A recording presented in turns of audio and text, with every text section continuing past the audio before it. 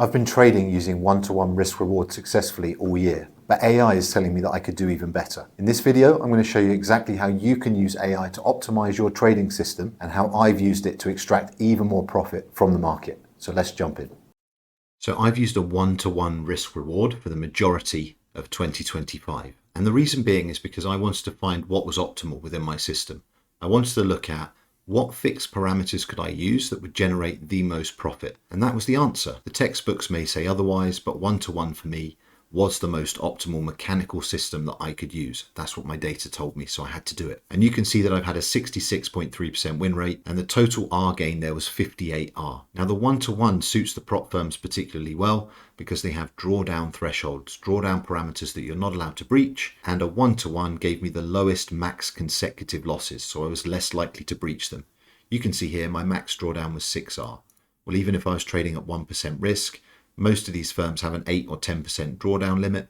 I wouldn't have breached that. I have a 2.16 profit factor, and overall this system has performed phenomenally well. There were periods where I sat in small drawdown and even a month-long period where I didn't make any money at all. But overall, this system was massively profitable. And the question I have to ask myself as we come to the end of the year is, was this system the most optimal system I could have used? Were the parameters on each trade the most optimal parameters I could use? Well, to know the answer to that, we have to look a bit deeper into the data. Now I can see from Gemini 3, when I break down my data and the 163 trades that I logged this year, that a 1R target gives me the highest win rate, and it also gives me the highest projected return. So it is my optimal risk reward. Now, I can't argue with data. As much as the textbooks tell me that a 1 to 2 is more profitable, my data suggests otherwise. But the great thing about Gemini 3 is that it's showing me exactly what I need to do moving forward. And a fixed risk reward may not necessarily be the best way to trade into 2026. Now, some of my AI insights here are telling me that Euro US dollar trades on average realize 1R while leaving 1.8R on the table. That means the trades on average are doing 2.8R from entry on this specific pair on average, and exhibit an average max adverse excursion of 7.95 pips. Well, I've been using 20% of ATR for a stop loss on Euro US dollar all year, sometimes actually 25 towards the start of Q1 and Q2, and that's a larger stop loss than I probably need. So I could reduce my stop loss size whilst also pushing my risk reward on these trades. And you have to remember, sometimes increasing the risk reward isn't just pushing the TP, it's reducing the stop loss, right? So moving forward, it's suggested that I implement a two-tiered profit strategy. Secure 0.5R or 1R on half the position, move the stop for the remainder to break even or even a tight trailing stop. For me, stop to break even is fine once I scale out, and then I will look at targeting a higher risk reward on the remaining position. And it's a similar theme for a lot of these pairs. My most profitable pairs were Euro US dollar and Pound US dollar. Pound US dollar has 1.5 left on the table on average, so that means this instrument is often giving 2.5R on average. A higher max adverse excursion of 9.9 points or 9.09 points, which suggests that it could be more volatile or slightly more prone to larger initial pullbacks before reaching the targets. Not really for me, it's just got a slightly higher ATR, so it's all relative. If we use 20% of ATR as a stop loss still, it's a safe place to be. But the biggest thing overall here is what I'm leaving on the table. And looking at just taking 1R per trade, although if I was to use a fixed risk, 1R is optimal. If I start to look at being more dynamic in 2026, which is my plan, then I can actually push my risk reward per trade and make more money, make more percentages. The room for improvement here is suggested by optimizing my profit realization. So the primary improvement should focus on transitioning from a fixed R profit to a more dynamic one, which is what I just mentioned. Potentially incorporating trailing stops or scaling out. Scaling out I'm a big fan of. I used to do it a lot. This year I've been very mechanical in my approach just because I've been so data driven since 2022, and it's allowed me to optimize my system and actually essentially continue to be profitable for that whole time. I'm not too worried about the max adverse excursion because this may indicate that I have high max adverse excursion, but it's relative to my stop loss. It's actually not high at all. And there have been points this year where we've taken the high, low of the year, the month, the week. So as mean reversion traders, you need to give the stops a little bit of room at certain points. Now that's just looking at the data in a very general, simplistic way. We're just looking at the overview. How do we optimize parameters generally? Was the system profitable overall? Are there things that we could tweak on a general basis heading into the new quarter or the new year? Well, yes, absolutely there are. But we also need to be building data on intricacies within the system. It's no good just recording your win rate, your stop loss, your TP. It's a great start, and a lot of traders I work with don't even do that. Obviously, once they start working with me, data collection becomes absolute necessity, but also understanding the quality of your setups. It was one of my students that actually recommended I started branding setups as A, B, or C. We could have a class A setup. We know that a class A setup has an 83% win rate, and it has the potential to do more than 1-to-1 risk reward. We know that a class B setup falls somewhere around the 70% mark, and then a class C maybe around the 50% mark. But again, we only know this from our data, and we build that outside of our system. So with our system, we have to understand what the max consecutive losses are, what the win rate is, what the optimal parameters are. We've built this indicator here to represent 20% of ATR. It's very simple, but that works. That's based on our data. Our data's told us that that stop loss is optimal. We're on US dollar CAD here, so currently if we were to trade that, we'd use an 11 or 12 with spread, pip, stop.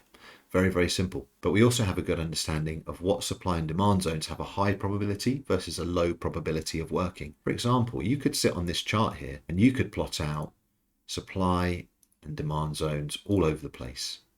There's one even here that's being breached at the moment. And there's one over here. And there's probably a refined one in here somewhere. There are loads of these levels everywhere. There was one here that respected very well. There was one here that failed. There are loads of supply and demand zones in any chart. You could mark these out all day. You could build an indicator that just plots them all over your charts. Now I've shown how I plot them, but what's more important is how probable they are. For example, did I trade this today? Absolutely not, because I know this has a less than 50% chance of working. The key is understanding this in large sample sizes. For example, if you trade some form of ICT strategy and you look for a liquidity sweep, reversal, pullback to fair value gap, inverse fair value gap break, whatever you look for, you have to quantify all those elements of your edge to understand what's most probable. Now, I'm not an ICT trader, so if I get this wrong, forgive me, but if you see the market driving to the upside, and then it's hit a key area, either some form of liquidity sweep, a key order block, whatever you're looking for a reversal, and the market starts to reject, and then it makes whatever you call as your liquidity sweep, breaches structure to the downside here. So you've got that change of character or break of structure, whatever you want to call it. And then essentially what you're looking for at that point is you're looking for a 50% retracement back up for an entry short into what you would call premium. So it pushes up to that area there, and that's where you would look for your short. Now there are so many things you can start to quantify here. For example, when you push up to that area, say we're on the 15-minute time frame, what's happening on the 1-minute time frame? Are you doing the same thing? Are you then seeing some form of structure here on the 1 minute that's then breaking, then doing the same thing with a 50% retracement and a drop? Are you trading based on an inverse fair value gap break here? Are you trading based on a fair value gap retest here? There are so many things that you can quantify within an edge like this. And this isn't how I trade. I trade very simple supply and demand because I don't want to have to quantify all these things. I don't want to look at 7 different entry criterias. I just want to have a setup A, B, and C. Now let's look at pound US dollar this year. So we made a sell at 137.90, and there is this clear area here. There was also an area here. These are all areas of supply, what you would call supply and demand. There's an area here which also retested that one, and we can refine all these areas. So this area could be refined on the 4-hour. This area here could be refined on the 4-hour. This one here.